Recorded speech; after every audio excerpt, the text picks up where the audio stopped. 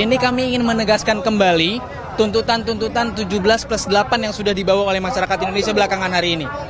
Pertama itu, kami ingin menegaskan kembali dan kami tidak ingin diremehkan oleh pejabat publik. Kami tidak ingin diremehkan hanya berhenti di audiensi, hanya berhenti dengan statement-statement dari pejabat dan pemerintah, hanya berhenti di hal-hal seremonial, hal-hal simbolis, mengundang masuk, kemudian sudah deeskalasi, sudah tidak terjadi apa-apa. Tidak, kami tidak ingin terjadi seperti itu.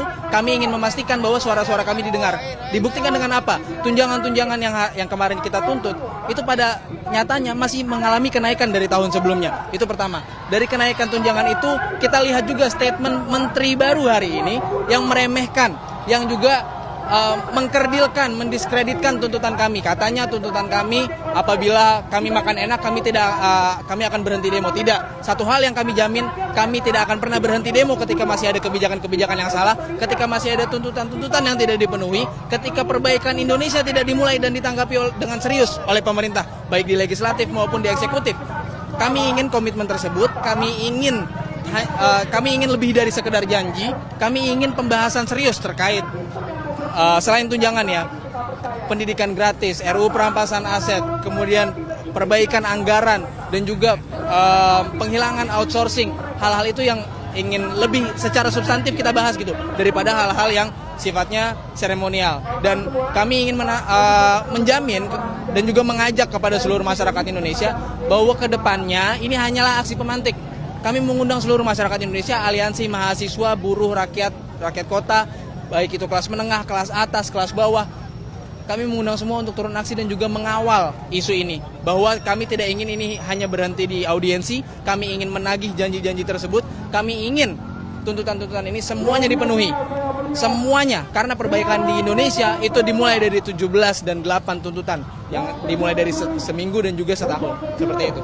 Kemarin sudah ada respon dari pemerintah 17+8, tanggapannya seperti apa? Itu respon simbolis bagi saya. Respon simbolis karena tidak ada pembahasan serius, karena tidak ada pembahasan substantif. Seperti outsourcing pada akhirnya diapain? Belum ada statement dari pemerintah. Kemudian juga tunjangan kita melihat tunjangan komunikasi ternyata naik, gitu. Naik sekitar 5 juta. Nah itu hal yang sangat-sangat kita sayangkan. Kemudian juga belum ada keseriusan bagaimana membenahi pendidikan dan juga institusi Polri. Ini yang penting banget. Bagaimana Polri kemarin menjadi penanggung jawab atas tragedi dan insiden di dalam aksi demonstrasi, itu seharusnya menjadi evaluasi besar-besaran.